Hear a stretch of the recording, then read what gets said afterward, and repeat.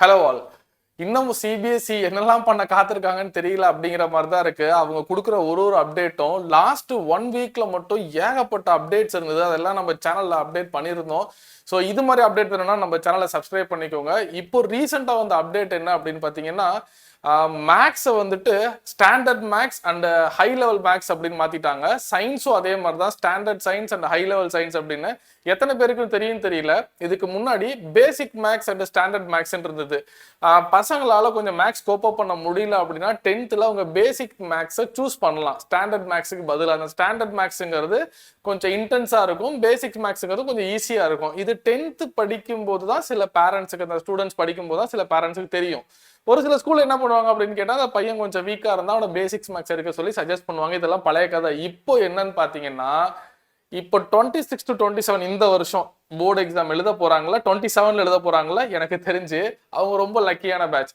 அவங்க தான் ரொம்ப நார்மலான ஒரு பேட்டர்ன்ல முடிச்சுட்டு வெளில போயிடுவாங்க. ஆனா இப்போ 9th படிக்கிறாங்க பாத்தீங்களா, அவங்க இந்த வருஷமும் நியூ சிலபஸ், அவங்க எழுத போறதும் பயங்கரமான ஒரு அப்டேட். அது என்னன்னு பார்க்க போறோம். வீடியோ ஸ்கிப் பண்ணாம பாருங்க. ஸ்டாண்டர்ட் லெவல் மேக்ஸ் என்ன அப்படின்னு பாத்தீங்கன்னா, இது கம்பல்சரி, டெஃபினட்டா இது எழுதியே ஆகணும். ஓகேவா? சோ இதுல என்சிஆர்டி புக்ல இருக்கும். அதுவும் இப்போ அப்டேட் பண்ண ஒரு 2 daysல என்ன கொஸ்டின் வருதுன்னா, என்சிஆர்டி புக்குக்குள்ள இருந்து மட்டும் தான் வருமா அப்படின்னு. சிபிஎஸ்இ என்னைக்குமே புக்குக்குள்ள இருந்து மட்டும் கேட்கவே மாட்டாங்க, அதை திங்க் பண்ணி எழுதுற மாதிரி தான் இருக்கும். ஸோ இந்த ஸ்டாண்டர்ட் மேக்ஸுங்கிறது, ஸ்டாண்டர்ட் லெவல் மேக்ஸுங்கிறது கம்பல்சரி அண்ட் அட்வான்ஸ் லெவல் இது ஆப்ஷனல். இப்போ எனக்கு என்ன டவுட்னா, இப்போ இதை பேரண்ட் எழுதுங்கன்னு சஜஸ்ட் பண்ணுவாங்களா இல்ல வேண்டான்னு சஜஸ்ட் பண்ணுவாங்களா?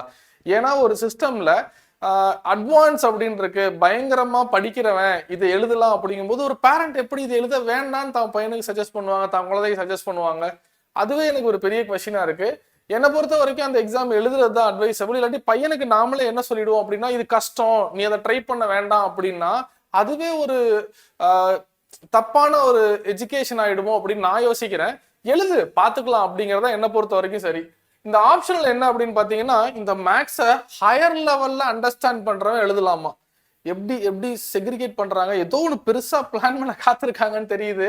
ஏன்னா நிறைய பேர் சொல்லுவாங்கன்னு இல்லை, உண்மை அதுதான். இன்னொரு 5-10 yearsல எந்த டிபார்ட்மெண்ட் போகணும்னாலும் காம்படிட்டிவ் எக்ஸாம் இருக்கும் அப்படின்னு சொல்லிட்டு இருக்காங்க. அதை நோக்கி பெர்ஃபெக்டா எல்லா மூவும் இருக்கு அப்படின்னு தான் நான் சொல்லுவேன். செகண்ட் என்னன்னு பாத்தீங்கன்னா, இதோட நேச்சர் என்னன்னு பார்ப்போம். ஸோ இது இந்த ஸ்டாண்டர்ட் மேக்ஸுங்கிறது கம்பல்சரி. ஓகேவா? இது கம்பல்சரி, அது okay. Mathematics at standard level is mandatory for all. அப்போ பேசிக் மேக்ஸ் ஒன்று கிடையவே கிடையாது. இந்த ஈஸி மேக்ஸ் வீக்கா இருக்காங்கன்னு சொல்ல முடியாது, ஸ்லோ அச்சீவர்ஸ் அப்படின்னு வச்சுக்கலாமே, அவங்க எல்லாமே இப்போ பேசிக் மேக்ஸ்னு ஒன்று எழுதிட்டு இருந்தாங்களா, அது கிடையவே கிடையாது. இனிமே காமன் ஸ்டாண்டர்ட் கண்டென்ட் அதுக்குள்ளதான் இருக்கும். பிரிஸ்கிரைப்டு புக்ல இருந்து அப்படின்னு ஒரு வார்த்தை கொடுத்துருக்காங்க, அதனால அந்த புக்குக்குள்ள இருந்து மட்டும்தான் அப்படின்லாம் கிடையாது, நார்மலா எழுதுவோம். அடுத்தது பாருங்களேன், 80 marks examination as it is பேட்டர்ன்ல இல்ல. 9th board exam, school based exam 2020-27 onwards ஸ்கூலே நடத்திக்கலாம். ஸ்கூல் பேஸ்டு எக்ஸாம், ஸ்கூலே ஸ்டாண்டர்ட் லெவல்னு ஒன்று நடத்தணும், அட்வான்ஸ் லெவல் நடத்தணும்.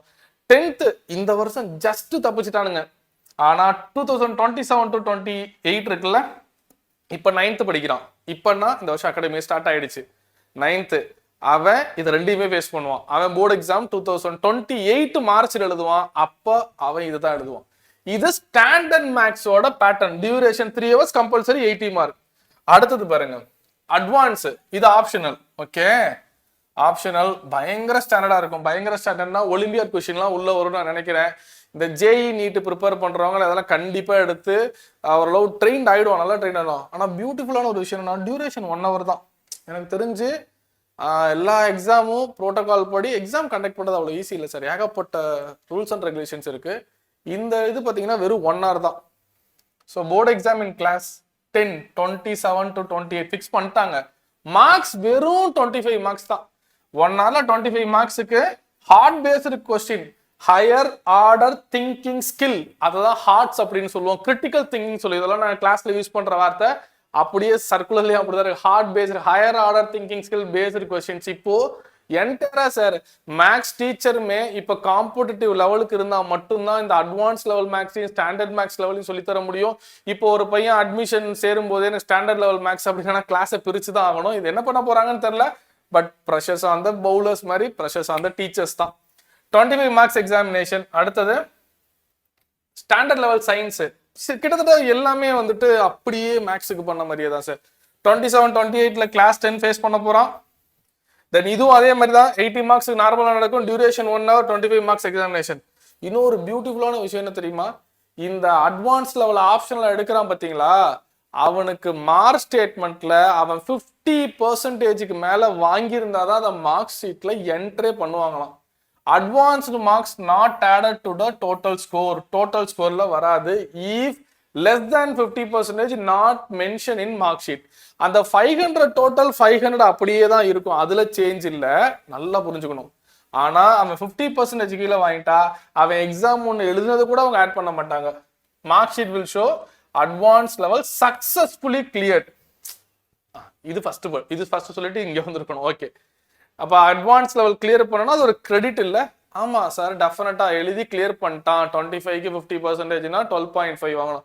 ஒருவேளை கிளியர் பண்ணலன்னா இவங்க எழுதுனாங்க அவங்க கிளியர் பண்ணலன்னு சொல்லி கஷ்டப்படுத்த மாட்டாங்க, அப்படியே விட்டுருவாங்க, எழுதவே இல்லைன்னு நினைச்சுக்க வேண்டியதுதான். பயங்கரமான சேஞ்ச் சார். அட்லீஸ்ட் பண்ணாங்க. ஒரு நல்ல விஷயம் என்ன தெரியுமா, அகாடமிக் ஸ்டார்டிங்லேயே சொன்னாங்க, ஒரு வருஷம் முன்னாடியே சொல்லியிருக்காங்க. திடீர்னு வந்து ஆன்லைன் கரெக்ஷன் சொன்னாங்க பாருங்க, அது மாதிரி இல்லாம என்னோட கெஸ் கரெக்ட்னா இன்னொரு 2 years கழிச்சு பாவம் இந்த 9th பசங்க பாவம் இல்ல, ஓகே, நல்ல ஒரு பயங்கர ஸ்டஃபா வெளியில வருவானுங்க. அவன் 10th 9th new syllabus, 10th new syllabus, அப்புறம் 12th மேக்ஸிமம் ஆன்லைன் கரெக்ஷன் தான் போகும். ஸோ பயங்கரமான ஒரு ஸ்ட்ரக்சர்ல வெளியில வரப்போறோம் அப்படிங்கிறது என்னோட ஒப்பீனியன். ஸோ நான் நடுவில் சொன்னேன்ல, இது எப்படி ஒரு பேரண்ட்ஸ் எழுத வேண்டாம்னு சொல்லுவாங்க, எனக்கு அப்படி சொல்ல மாட்டாங்கன்னு நினைக்கிறேன். கஷ்டம்ப்பா பண்ணாத அப்படிலாம் சொல்ல மாட்டாங்க. யூஸ்வலா நான் வந்துட்டு பிடி மீட் ரெப்ரசென்ட் பண்ணும்போதெல்லாம் சொல்லுவாங்க, ஏன் இவ்வளோ ப்ரெஷர் இப்பவே ஏத்துக்கணும் அப்படின்னு. அப்படி நினைக்கிறதே தப்பு. அப்படி நினைக்கிறதே என்னை பொறுத்த வரைக்கும் தப்பு. படிக்கிறது ப்ரெஷரே இல்லை சார், ரொம்ப கஷ்டப்பட்டு வேலை செய்யறதுதான் ப்ரெஷர் அப்படின்னு நான் சொல்லுவேன். ஸோ இது எல்லாமே பசங்க எழுதலாம். இந்த மாதிரி உங்களுக்கு அப்டேட் உடனே தெரியணும் அப்படின்னா நம்ம சேனல் சப்ஸ்கிரைப் பண்ணிக்கோங்க. அப்புறம் உங்க ஃப்ரெண்ட்ஸுக்கு ஷேர் பண்ணுங்க. 9th பேரண்ட் இப்பவே all the best for your children examination and future. Thank you. Keep on watching.